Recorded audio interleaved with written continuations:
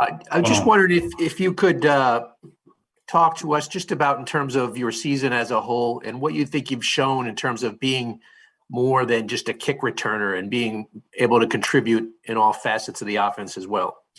No, absolutely. And I think I guess your question touched on part of it. I'd never been a kick returner before, especially for a full season. And now obviously I have been, and, again, in that role, I would like to think that we as a group have excelled.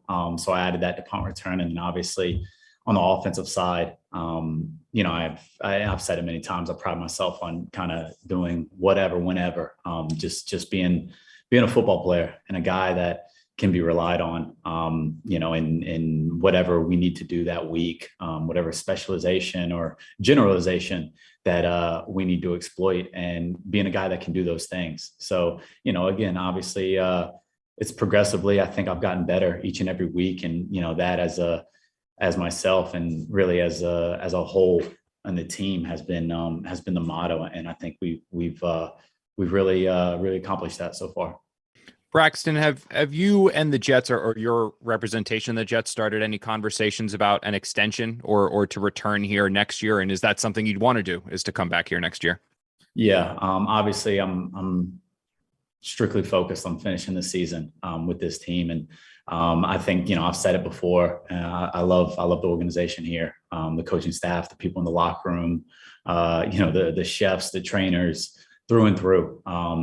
So obviously that is well on the table. I'd love to be here. And but again, that's something for, I guess, January 10th and moving on. Braxton, you said, like last time we talked to you and just now, whatever, whenever.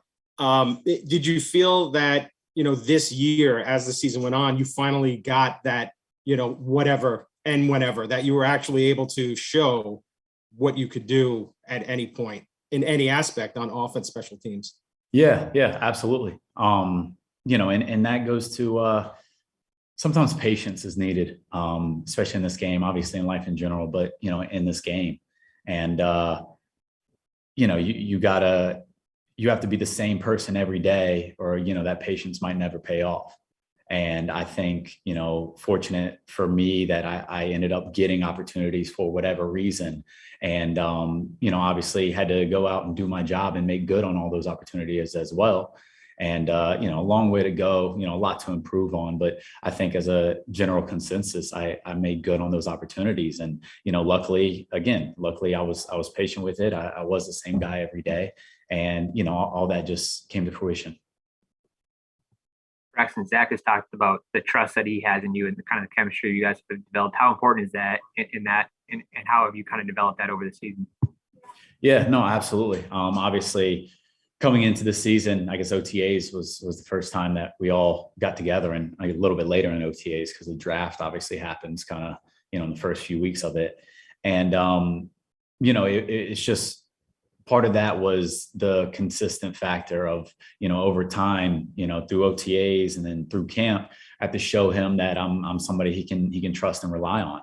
And, as you grow and as everybody learns the offense together and the offense begins to mesh, just being that person each and every day and being where he thinks I'm supposed to be, and, seeing it through his eyes, as I've told before, or as I've said before, really just built that rapport with us. And, obviously in the last few weeks, it's been put on display a little bit more. Braxton, how difficult was it for you to deal with the injuries early in your career and then getting cut by New England? I mean, we know you're a confident guy, and you told your story last time we talked to you about, UM and stuff, but did any doubts creep in for you early on as a young player? They do. I think it's natural, to hear all those voices in your head. Now, it's that old story about the wolf, and, there's two wolves living in you, and, one is good, one is bad. And, the one you feed is the one who wins. And that kind of encapsulates what that was like. Obviously it wasn't an ideal start at, my rookie year, going on IR, and then obviously at the end of camp going into year two. And, luckily I found a home and, New York. But yeah, obviously it's tough when things don't work out the way that you think they're supposed to.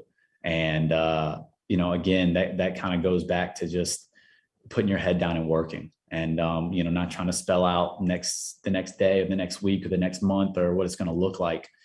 And just honestly, just keep working, and understand that you're trying to get to a place that, is very hard to get to. So there's going to be valleys, and there's going to be hills. And, as long as you show up and keep at it, good things tend to happen. You hated it at the time getting cut, but in retrospect, do you think it may have steeled your resolve even more?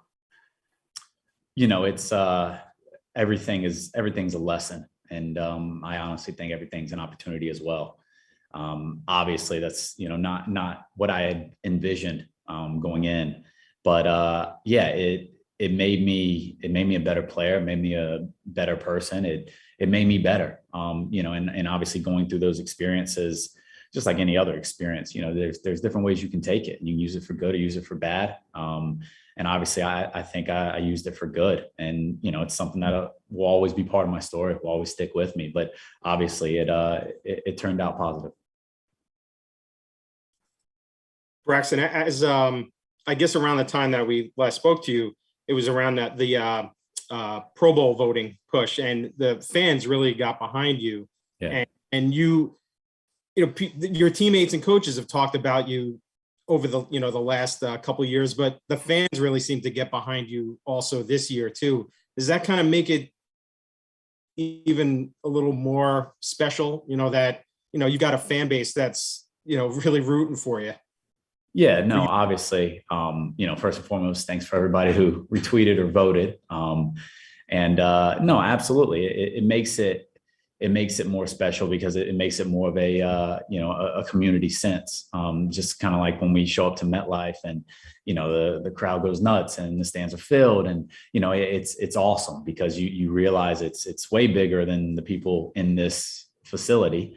Although at times we think we're the only ones out there because we're putting in the hours, putting in the days and all that. But you realize how much people care, and how much it means to them, obviously, especially when we're doing good things. So, to have that kind of support was really cool.